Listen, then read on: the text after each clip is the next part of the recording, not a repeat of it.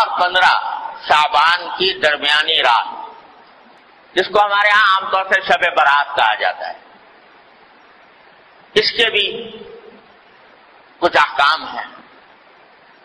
یہ ایک ایسی رات ہے جس کی فضیلت متعدد روایات سے ثابت ہے، اور اس رات میں عبادت کو موجب اجر و ثواب قرار دیا گیا ہے عام راتوں سے زیادہ۔ آج کل بعض حضرات یہ فرماتے ہیں کہ شب برات کی کوئی حقیقت نہیں ہے، یا اس کے بارے میں کوئی صحیح حدیث سے ثابت نہیں ہے۔ یہ بات درست نہیں۔ حقیقت میں شب برات کی فضیلت 17 صحابہ کرام رضی اللہ تعالی عنہما سے روایت ہے، 17 صحابہ کرام سے، کہ انہوں نے نبی کریم سرورت عالم صلی اللہ علیہ وسلم کی طرف سے یہ بیان فرمایا کہ اس رات میں عبادت کرنا فضیلت رکھتا ہے۔ ان میں سے بات روایتیں سند کے اعتبار سے کچھ کمزور بھی ہیں، لیکن مجموعہ ان تمام روایتوں کا 17 روایتوں کا یہ بے اصل اور بے بنیاد نہیں۔ اس لیے علماء محققین کا کہنا یہی ہے کہ شب برات یعنی 14 اور 15 کی درمیانی شب یہ خصوصی فضیلت رکھتی ہے، اور اس میں عبادت کا اہتمام کرنا، نمازوں وغیرہ کا، نفلی نمازوں کا، یہ مسلمانوں کو اس کا اہتمام کرنا چاہیے۔ اور اس میں بعض روایتوں سے معلوم ہوتا ہے کہ اللہ تبارک و تعالیٰ کا منادی اس رات میں آواز لگاتا ہے کہ الا هل من مستغفر فاغفر له، سنو کیا کوئی ہے جو اپنے گناہوں کی مغفرت مانگنے والا ہو اور میں اس کی مغفرت کروں۔ هل من مبتلا فاعافیہ، ہے کوئی مبتلا مصیبت، مشکلوں میں مبتلا، جس کی مصیبت کو میں عافیت سے تبدیل کروں۔ یہ ساری رات اللہ تبارک و تعالیٰ کی طرف سے اعلان ہوتا رہتا ہے۔ لہذا اس رات میں جاگنا اور عبادت کرنا یہ عام راتوں سے زیادہ فضیلت کا سبب ہے۔ دعائیں کرنا بشرطے کہ وہ عبادت اسی طرح کی جائے جس طرح جناب نبی کریم سرور دو عالم صلی اللہ علیہ وسلم نے فرمائی، اس میں بھی اپنی طرف سے کوئی اضافہ نہ ہو۔ جیسا ابھی میں نے بتایا، مثالیں دی آپ کو کہ اپنی طرف سے اضافہ کوئی شریعت میں مقبول نہیں۔ کل محدثۃ بدعہ وکل بدعۃ ضلالہ، ہر نئی بات جو انسان دین میں پیدا کرے وہ بدعت ہے، اور ہر بدعت گمراہی۔ تو شیطان تو انسان کے پیچھے لگا ہوا ہی ہے، اسے دیکھا کہ یہ رات فضیلت والی آنے والی ہے، تو اس فضیلت والی رات میں مسلمان متوجہ ہوں گے، اللہ تعالیٰ کی طرف رجوع کریں گے، عبادتیں کریں گے، دعائیں مانگیں گے، تو میرا تو گھاٹا ہو گیا۔ لہذا اس نے ایسے ایسے طریقے ایجاد کروا دیے کہ لوگ جو ہے عبادت سے ہٹ کر ان طریقوں میں لگ جائیں، اور ان کی وجہ سے اس رات سے جو فائدہ اٹھایا جا سکتا تھا وہ نہ اٹھا سکتا۔ کیا کے طریقے گڑھ لیے کہ بھائی نماز پڑھو یا نہ پڑھو، شب برات کا حلوہ ضرور پکاؤ۔ وہ نماز پڑھو یا نہ پڑھو، عبادت کرو یا نہ کرو، لیکن حلوہ پکانا ضروری فرض۔ اگر کوئی نہ پکائے تو قابل ملامت ہے، بھائی اس کے گھر تو شب برات کا حلوہ بھی نہیں پکتا، یہ بڑا وہابی ہے، یہ جو ہے ایسا کنجوس ہے، بخیل ہے کہ اس کے گھر میں حلوہ ہی نہیں پکتا۔ اب کوئی خدا کا بندہ پوچھے کہ بھئی حلوے کا کہیں ذکر قرآن میں، حدیث میں، صحابہ کرام کے تعامل میں کہیں ہے جب شب برات کے دن حلوہ پکنا چاہیے. نہ قرآن میں اللہ تعالیٰ نے فرمایا، نہ نبی کریم صلی اللہ علیہ وسلم نے ارشاد فرمایا، نہ صحابہ کرام کے عمل میں کہیں اس کا کوئی دور دور کوئی نشان نظر آتا ہے، مگر یہ حلادی بات اور اس کو فرض اور واجب سے زیادہ ضروری قرار دے. کوئی پوچھے بھائی حلوہ نہ پکاؤ یہ بدعت ہے، ارے بھائی حلوہ پکانے میں کیا ہے؟ حلوہ کوئی حرام چیز ہے؟ تو یہ جواب، ارے بھائی حلوہ حرام کوئی چیز نہیں، روز پکاؤ، لیکن شب برات کو خاص طور پر حلوے کے لیے مخصوص کر لینا اور اس کو فرض قرار دینا اور واجب قرار دینا، کوئی نہ پکائے تو ملامت کرنا، یہ اپنی طرف سے دین میں اضافہ ہے جو اللہ تعالیٰ کو گوارا نہیں. تو ایک تو یہ شگوفہ چھوڑ دیا شیطان نے. دوسرا اس سے زیادہ خراب کہ بھائی شب برات میں آتش بازی ہونی چاہیے، الیاذ باللہ العلی، اس میں لاکھوں روپیہ آگ میں جلا دیا آتش بازی کرنے سے. آتش بازی ہو رہی ہے اور آپ جانتے ہو کہ اس آتش بازی نے جانے کتنے بے گناہوں کی جان لی ہے. بوری بازار کراچی کا آج بھی گواہ ہے اسی شب برات کی آتش بازی کی ہلاکتوں کا گواہ ہے کہ کس طرح پورا کا پورا بازار جو ہے وہ نظر آتش ہو گیا، جل کر بھسم ہو گیا. اب یہ بھی وہ بات ہے کہ نہ قرآن میں، نہ حدیث میں، نہ صحابہ کرام کے تعامل میں، نہ بزرگان دین کی وصیتوں میں کہیں بھی نہیں اپنی طرف سے شب برات کے ساتھ آتش بازی کا شگوفہ چھوڑ دیا. یہ شیطان حلوہ پکانا تو چلو بھائی عام دنوں میں جائز تھا، حلال تھا. یہ آتش بازی جو ہے تو عام دنوں میں بھی اس طرح آتش بازی کرنا کہ جس میں پیسے کا ضیاع ہو، جس میں جانیں ضائع ہونے کا اندیشہ ہو، یہ تو عام دنوں بھی حرام ہے. تو اس مبارک رات میں جس میں اللہ تعالیٰ گناہوں کی مغفرت مانگنے کو فرما رہے ہیں، جس میں دعائیں مانگنے کے لیے فرما رہے ہیں، اس میں یہ کام کرنا تو اتنی بڑی بری بات ہے کہ یہ چھوڑ دیں.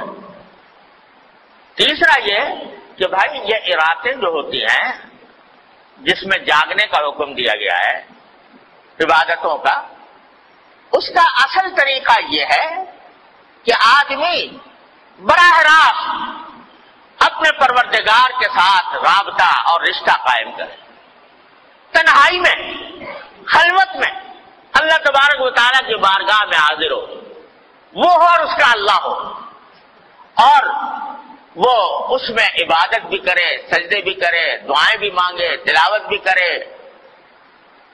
جتنا آدمی خلوت میں، تنہائی میں اللہ تبارک و تعالیٰ کی عبادت کرے گا، اتنا ہی اللہ کے ساتھ مضبوط تعلق پیدا ہوگا، اتنا ہی اجر و ثواب ملے گا، اتنی دعائیں انشاءاللہ قبول ہوں گی.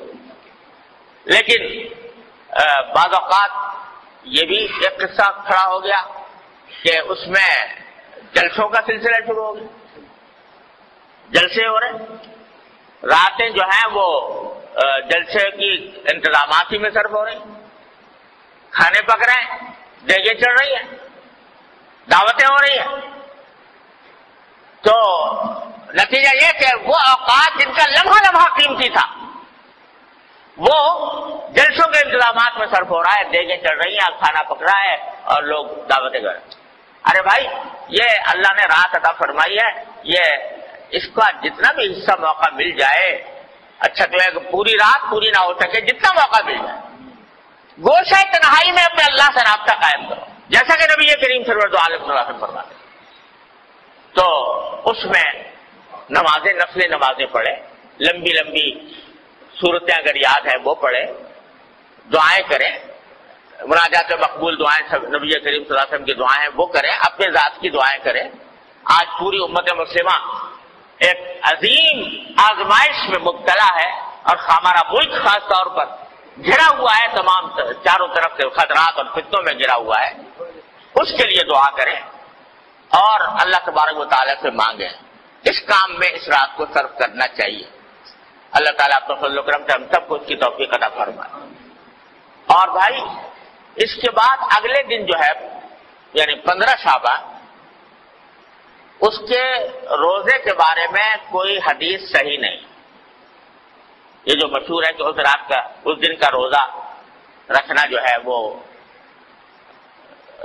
خاص طور پر اس دن کا روزہ، اس کے لیے جو حدیث آئی ہے وہ بہت کمزور، ضعیف ہے، قابل اعتبار نہیں. البتہ ابھی بات کر چکا ہوں کہ شعبان کے سارے ہی مہینے میں آپ روزے رکھا کرتے تھے، سارے مہینے کے اکثر ایام میں روزے رکھا کرتے تھے. لہذا وہ فضیلت جس طرح آج کے دن کو حاصل ہے، اسی طرح کل کے دن کو بھی حاصل ہے، پرسوں کو بھی حاصل ہے، ترسوں کو بھی حاصل ہے. اور دنوں میں نہیں رکھ سکے اس دن رکھ لو. لیکن خاص طور سے 15 شعبان کے روزے کی کو زیادہ فضیلت سمجھ کر روزہ رکھنا مناسب نہیں. لیکن سارے شعبان میں جب بھی موقع مل جائے رکھ دیا جائے. اس طرح اس شب برات کو، اس رات کو گزارنا چاہیے. اللہ تبارک و تعالیٰ سے دعائیں کرنی چاہیے.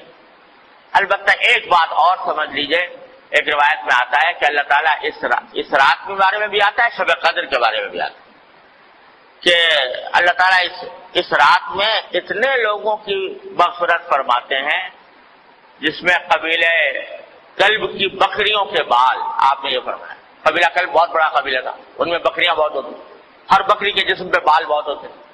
تو سارے قبیلے کی بکریوں کے بال جتنے ہیں اتنے انسانوں کے لگا مغفرت ہوتا، مگر فرمایا 2 آدمیوں کی مغفرت نہیں.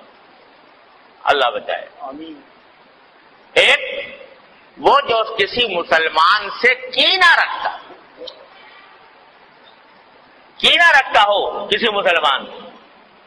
کینے کے معنی یہ کہ اس کی بدخواہی پر آمادہ ہو، بلا وجہ اس کو برا سمجھ کر اس کو تکلیف پہنچانے اور اس کو ذلیل کرنے کی فکر میں رہتا ہو. اللہ بچائے. ایک تو اس کے گناہ معاف نہیں ہوتے اس رات. اور ایک فرمایا وہ جو اپنے پاجامہ، شلوار، پتلون جو بھی پہنے ہوئے ہے اس کو ٹخنوں سے نیچے لٹکائے. اللہ بچائے. تو اس کے بارے میں بھی اس حدیث میں آتا ہے. لہذا اس کا اہتمام کرنا چاہیے، ہمیشہ ہی کرنا چاہیے کہ اللہ تعالیٰ کسی مسلمان کے خلاف دل میں کینہ رکھنے سے محفوظ رکھے. ارے بھائی، کوئی اگر کسی سے کوئی غلطی ہوئی ہے تو اس غلطی کا اس سے بتا دو، معاملہ صاف کر لو. کوئی شکایت ہوئی ہے، شکایت گلا کر کے معاملہ صاف کر لو. اور تمہیں شریعت نے یہ بھی حق دیا ہے کہ جس نے جتنی تکلیف پہنچائی ہے تم اتنی اس کو بھی پہنچا دو، بدلہ لے لو برابر سرابر کا. لیکن دل میں کینہ لے کے بیٹھ گئے اور اس کو ہر طرح ذلیل کرنے، خار کرنے، تکلیف پہنچانے، بدخواہی کرنے کی فکر میں لگ گئے. یہ چیز جو ہے وہ اتنی بڑی گناہ ہے، اتنا بڑا گناہ ہے کہ اس رات میں بھی معاف نہیں. اسی طرح یہ بھائی آج کل بہت ابتلا ہے اس میں ٹخنوں سے نیچے لٹکانے کا. اللہ تعالیٰ ہر مسلمان کی حفاظت فرمائے.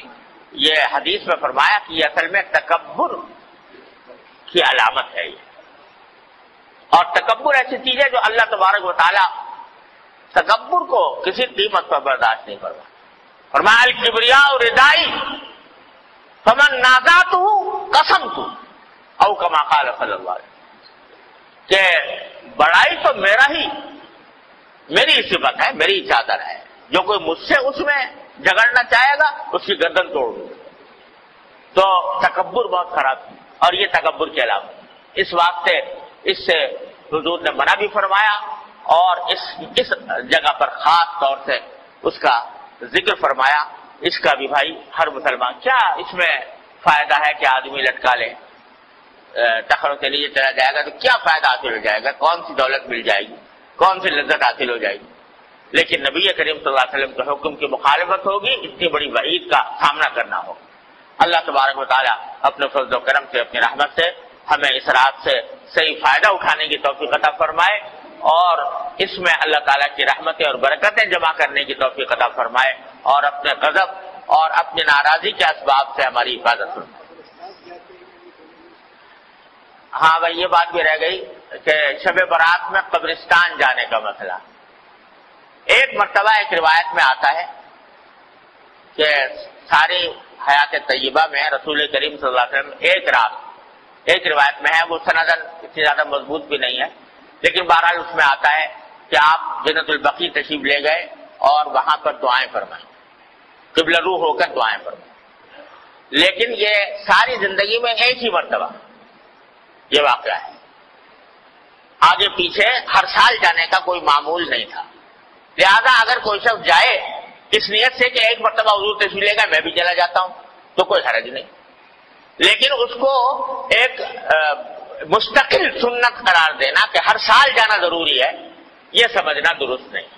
اس طرح اگر کوئی شخص اگر جا کر اپنے مردوں کے حق میں دعائیں کرے، اپنے حق میں دعائیں کرے تو اس میں کوئی مذائقہ بھی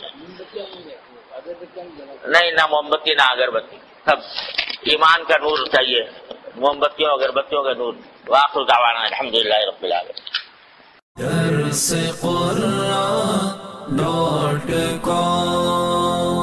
www.darsequran.com